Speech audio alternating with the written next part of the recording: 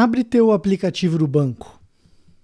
Não precisa abrir agora o teu aplicativo do banco para olhar o saldo. Talvez você fique triste. Natal passou, né?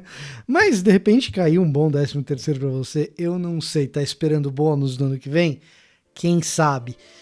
Eu queria dizer para você hoje que, independentemente de quanto tem lá no banco ou no bolso, eu e você somos miseráveis.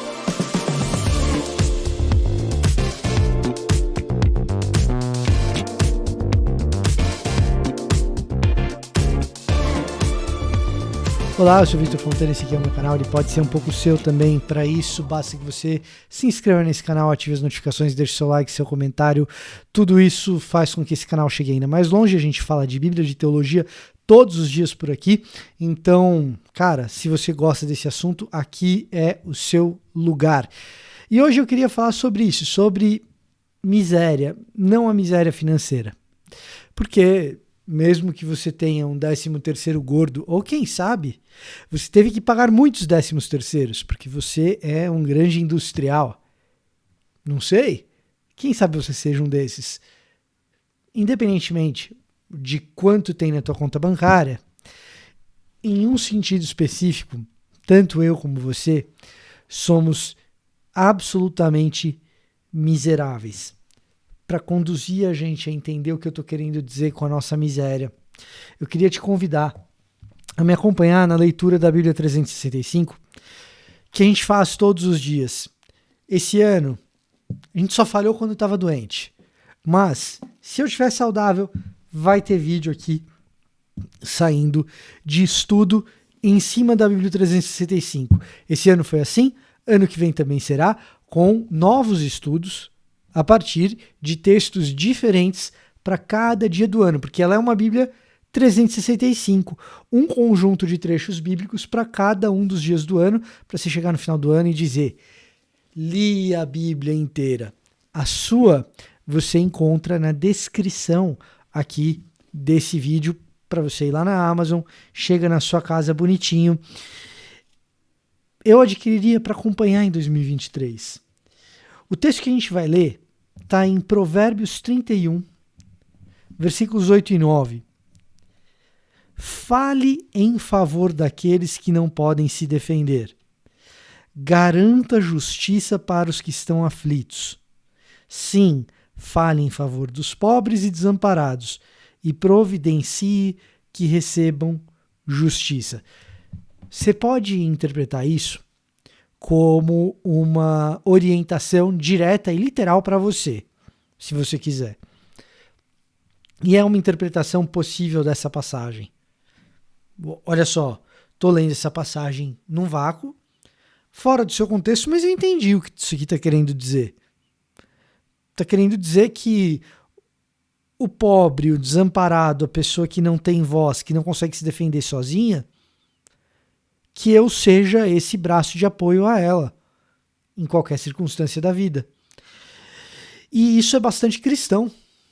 Sem dúvida faz parte do discipulado cristão esse tipo de atitude. Alguém que ama o próximo como a si mesmo faz isso. Aliás, é isso que o samaritano faz com aquela pessoa que foi agredida e roubada na estrada e os outros não fazem, e isso acaba gerando a ideia de um bom samaritano. É isso. O que o samaritano fez ali? Ele agiu em favor de alguém que não poderia agir. Ele defendeu quem não podia se defender. Ele falou em nome de quem não tinha voz. Ponto. Agora, a gente pode ler isso de maneira contextualizada. Esse trecho do livro de Provérbios, ele é um trecho em que a mãe de Lemuel dá orientações a ele. Quem é Lemuel? Lemuel é um rei. E no Antigo Oriente Próximo, quem deveria falar em nome de quem não tem voz? Em muitos casos, ninguém. Mas nos casos mais virtuosos, o rei. Um rei bom, um rei justo, um rei querido pelo seu povo, um rei que faz um bom governo, um rei que é o que a mãe de Lemuel desejava que Lemuel fosse. é um rei que, diante de situações de injustiça, se coloca do lado da justiça. Quando o que sofre a injustiça não tem condições de se defender, o rei se torna o seu defensor. Quando ele não tem voz, o rei é a sua voz. Isso seria um rei virtuoso. Vamos expandir um pouquinho mais o contexto. Não é exatamente isso que Jesus faz por mim e por você? Diante do próprio Deus, ele intercede em nosso favor e, tal qual o rei, diante de alguém que não consegue se defender do próprio pecado, Jesus nos defende. Jesus fala no nosso lugar. Jesus age no nosso lugar. Jesus sofre no nosso lugar. Com uma diferença. Lemuel estava sendo orientado pela sua mãe para ser um bom rei e defender o pobre nas causas em que ele sofre injustiça.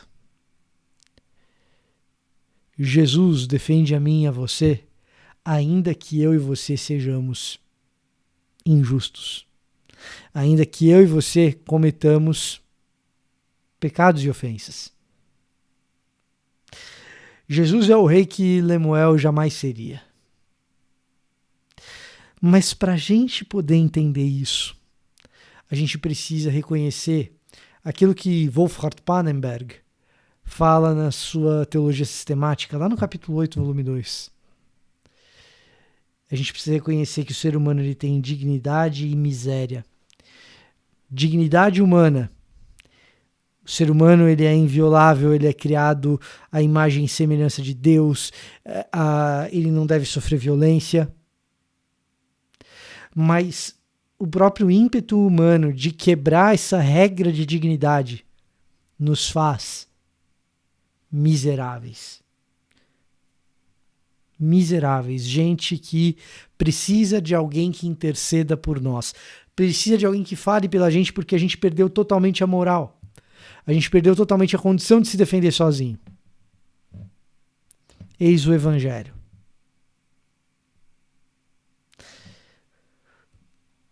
O Evangelho, nesse sentido, ele é a boa notícia de que alguém escolheu ser a sua voz.